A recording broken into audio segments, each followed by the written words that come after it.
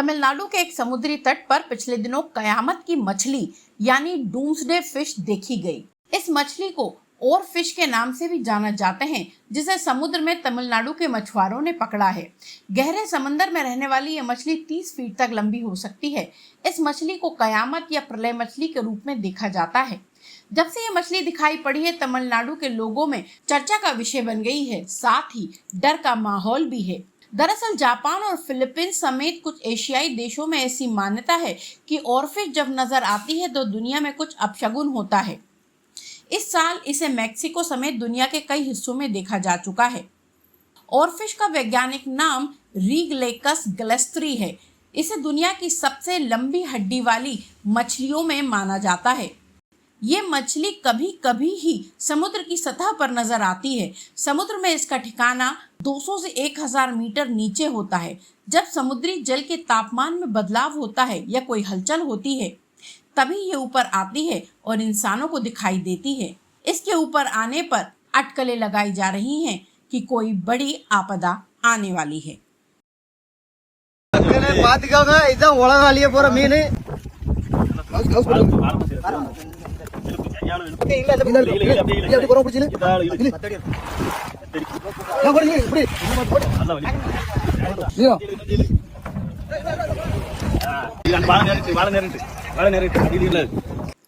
तमिलनाडु के एक समुद्री तट पर पिछले दिनों कयामत की मछली यानी डूम्सडे फिश देखी गई।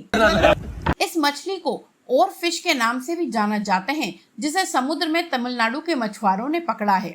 गहरे समंदर में रहने वाली ये मछली 30 फीट तक लंबी हो सकती है। इस मछली को कयामत या प्रलय मछली के रूप में देखा जाता है। जब से ये मछली दिखाई पड़ी है, तमिलनाडु के लोगों में चर्चा का विषय बन गई है, साथ ही डर का माहौल भी है। दरअसल जापान और फिलीपींस समेत कुछ एशियाई देशों में ऐसी मान्यता है कि ऑरफिश जब नजर आती है तो दुनिया में कुछ अपशगुन होता है। इस साल इसे मैक्सिको समेत दुनिया के कई हिस्सों में देखा जा चुका है। ऑरफिश का वैज्ञानिक नाम रीगलेकस ग्लेस्ट्री है। इसे दुनिया की सबसे लंबी हड्डी वाली मछलियों में माना जाता है।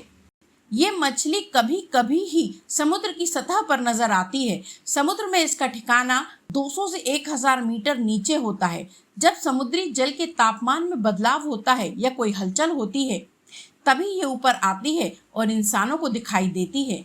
इसके ऊपर आने पर अटकलें लगाई जा रही हैं कि कोई बड़ी आपदा आने वाली है।